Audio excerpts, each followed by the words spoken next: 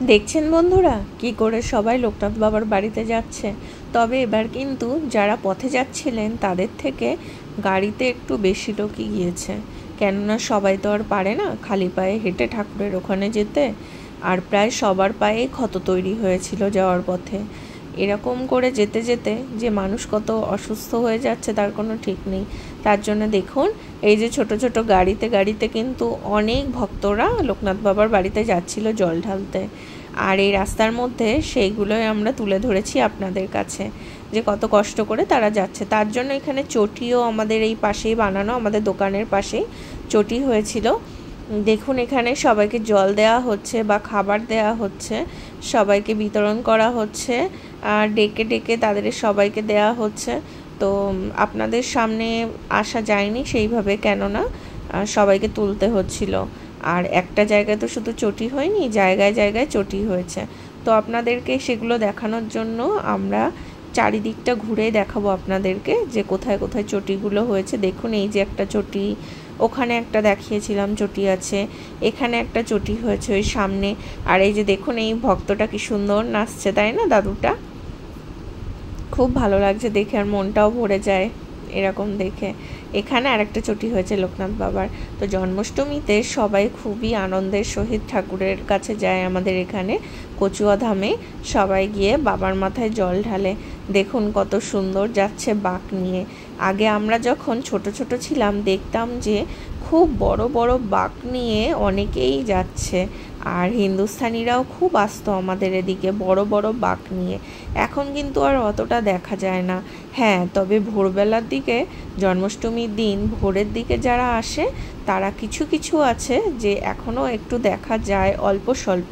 তবে কি এই যে রাত্রিবেলাটা দেখছেন, এই রাত্রিবেলাটা কিন্তু লোকজন অনেক কমে গেছে, আর তারা অনেকটা ক্লান্ত হয়ে গেছে। ওই জন্য অনেকেই গাড়িতে করে বা ছোট 407 করে এই গাড়িতে করে বাইকে করে যাচ্ছে। এখানে আমরা দাঁড়িয়ে দাঁড়িয়ে দেখছিলাম যে ওনারা কি সুন্দর জল বিতরণ করছেন, খাবার বিতরণ করছেন। এই যে দেখুন বাইক নিয়ে আরেকজন দাঁড়িয়ে রয়েছে, এনারাও কিন্তু যাবেন জল ঢালতে ঠাকুরের কাছে। আর রাস্তাতে কিন্তু অনেক জোরে জোরে গান চলছিল, তার জন্য আমি মিউজিকটা অফ করে দিয়েছি। আমি ভয়েস দিচ্ছি আপনাদের কাছে, কেননা গানটা থাকলে তো খুবই অসুবিধা হবে, কপিরাইট পড়ে যাবে। তার জন্য আমি এটা অফ করে দিয়ে আমি ভয়েসে বলছি আপনাদের সাথে জিনিসগুলো। এই দেখুন এখানে কত ভক্তরা যাচ্ছে, সবাই দল বেঁধে। এবার ওনাদেরকেও প্রসাদ বিতরণ বা জল দেয়া এগুলো সবাই মিলে করবে। দেখুন ভ্যানে করেও কত সুন্দর যাচ্ছে এখানে, আর গানে তালে তালে নাচছে।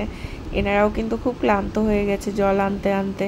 তার জন্য দেখুন ভ্যানে ভ্যানে সবাই যাচ্ছে, গাড়িতে যাচ্ছে কেউ, বাইকে যাচ্ছে কেউ। কত সুন্দর লাগছিল দেখতে, সন্ধেবেলাটা খুব সুন্দর, মন ভরে যাচ্ছিল।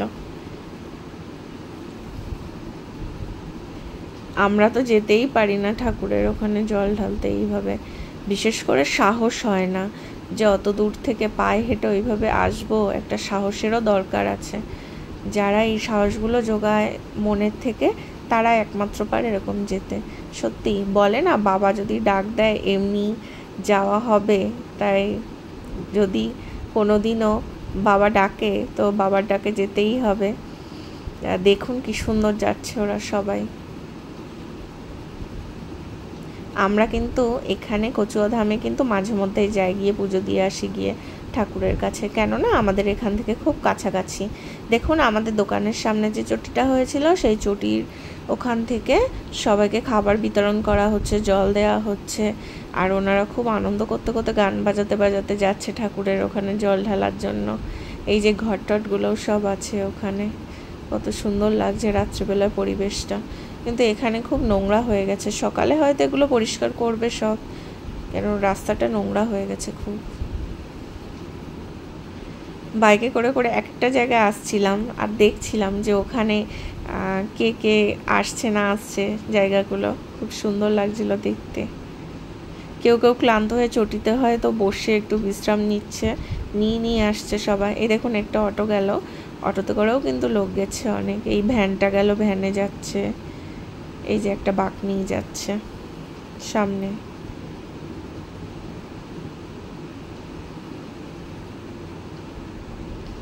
এগুলো দেখার জন্য অনেক রাত পর্যন্ত থাকতে হয়। আমরা তো অনেক রাত পর্যন্ত ছিলাম না, আমরা 8টা সাড়ে 8টা পর্যন্ত ছিলাম, তাই ততক্ষণে যতটা দেখাতে পারছি আপনাদেরকে ততটা শেয়ার করছি আপনাদের সাথে। দেখুন, আমাদের দেগঙ্গা থেকে বেশিক্ষণ লাগে না কচুয়ায় যেতে। আমরা প্রায় 1 মাস 2 মাস বা 3 মাস পর পর প্রায় দেখা গেল ঠাকুরের ওখানে যাই, বা চাকলা ধামেও যাই, আমরা গিয়ে পুজো দিয়ে আসি।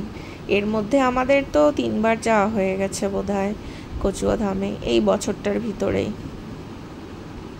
তো মানুষ যখন অনেক দূর থেকে আসে, খুব ক্লান্ত হয়ে যায়, তখন চটিতে বসে বসে তারা ওখানে এমনি বিশ্রাম নেবে। কিন্তু এই যে জিনিসগুলো খুব খারাপ করে এরা, বাইকের মধ্যে 2-3-4 জন যে বসায়, এগুলো খুব অসুবিধাজনক। পড়ে টরে যাওয়ার খুব ভয় থাকে। আমার ভাই আর ছেলে মিলে দেখুন আইসক্রিম খাওয়ার জন্য আইসক্রিম কিনে এনেছিল হাতে করে। ওখানে আইসক্রিমও বিক্রি হচ্ছিল, ছোট ছোট দোকানও বসেছিল যেগুলো সব খাবার দাবার ছিল।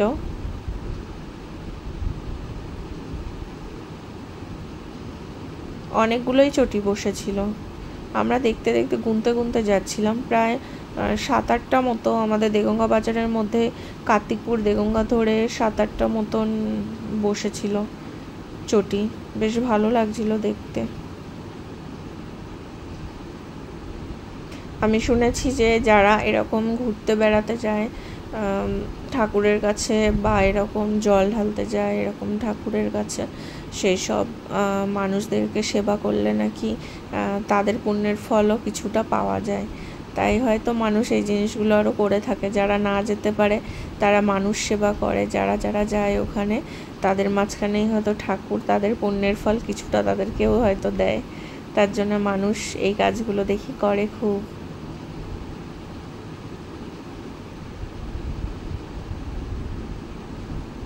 আমার ছেলে যেতে চাইছিল এবার, কিন্তু আমি ওকে একা একা পাঠাতে রাজি হইনি। ওর বাবা যখন সময় পাবে, আমি ভাবছিলাম ওর বাবার সাথে যদি যায়, ওর বাবার সাথে যাবে। একা একা যাওয়ার জন্য এখন তো সব জায়গায় যেতে চাইবে, কিন্তু একা পাঠানোটা সবসময় ঠিক না।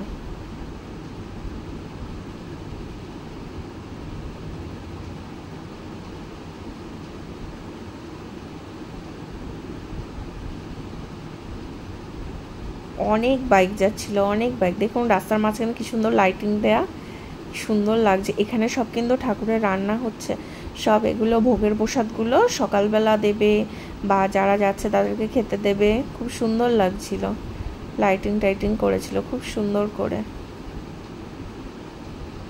আর এখানে অনেক জায়গায় ভোগ রান্না হচ্ছিল।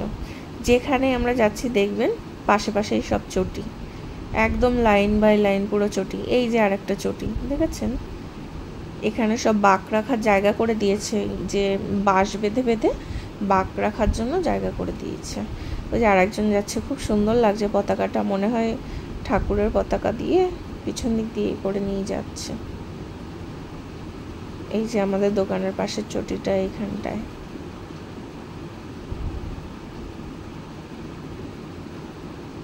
এখানে আর একজন টেবিল নিয়ে বসেছিল। এই যে আমাদের দোকান গেল।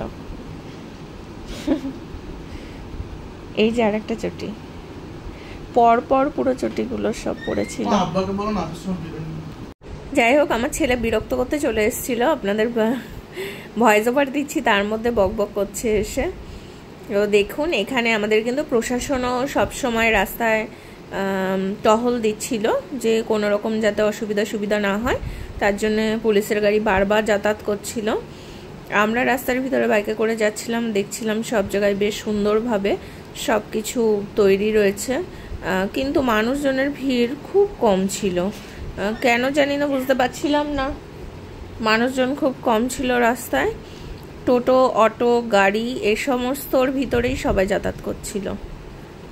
তো যাই হোক, আপনাদের সবাইকে জন্মাষ্টমীর অনেক অনেক ভালোবাসা, শুভেচ্ছা। সবাই ভালো থাকবেন, সুস্থ থাকবেন। আমার ব্লগটা ভালো লাগলে সবাই জানাবেন কেমন লাগলো না লাগলো।